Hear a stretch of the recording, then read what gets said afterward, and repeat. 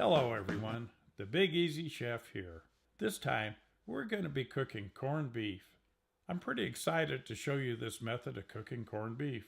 The results are the best corned beef I've ever cooked, period.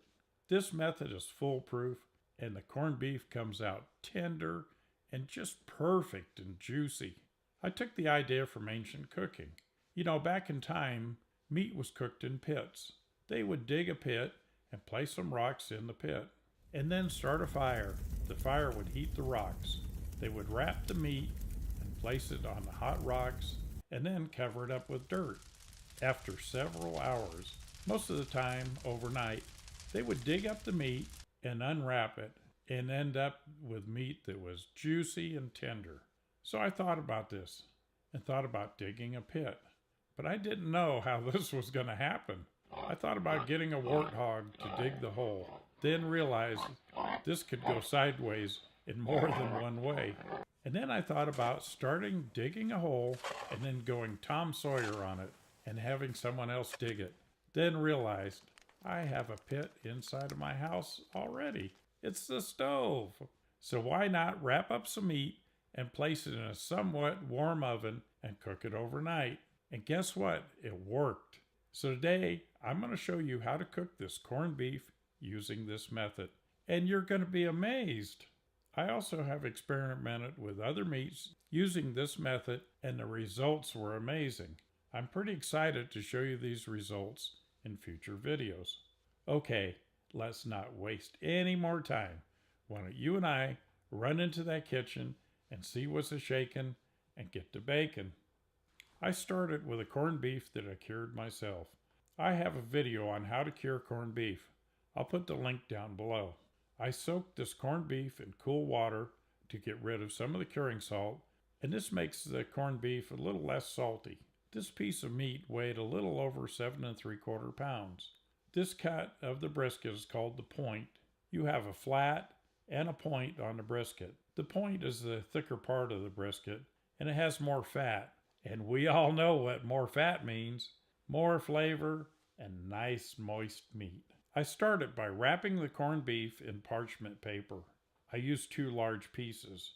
Wrapping it up just like a gift. And trust me, this was not an easy task.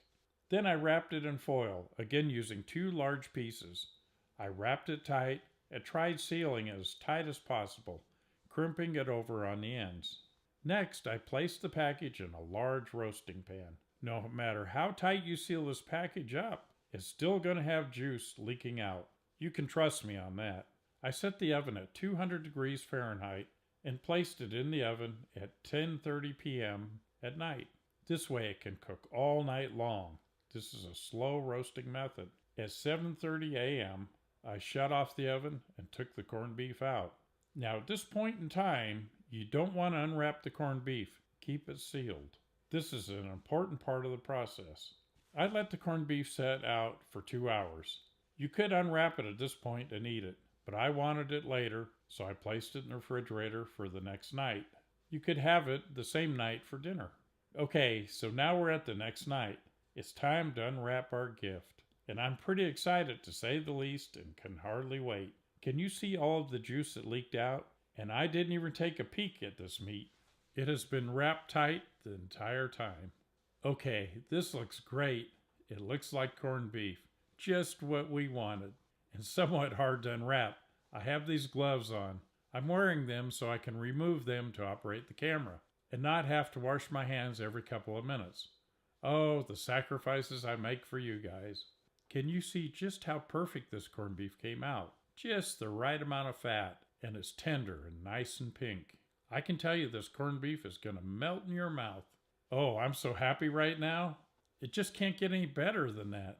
Now this corned beef is still cold from the fridge, so I'm going to place some slices in a dish with a little water and cover it in plastic wrap. And then I'll heat it in the microwave with the power on low and heat it slow. I've made some oven French fries. Not your traditional corned beef and cabbage food, but I like being different sometimes. And I boiled some cabbage and carrots to go along with the corned beef. And I have this mustard sauce for the corned beef. I have a video for the sauce. It's easy to make as a nice compliment to corned beef. I'll place the link down below. So there you have it, corned beef cooked in a special way. And I think it's the best way. I've tried all of the other ways, and to me, this is the best.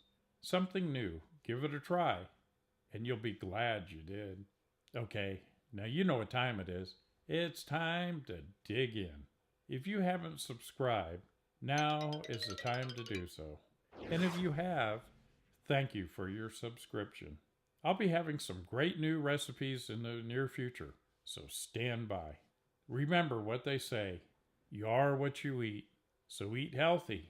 Until next time, I am the Big Easy Chef.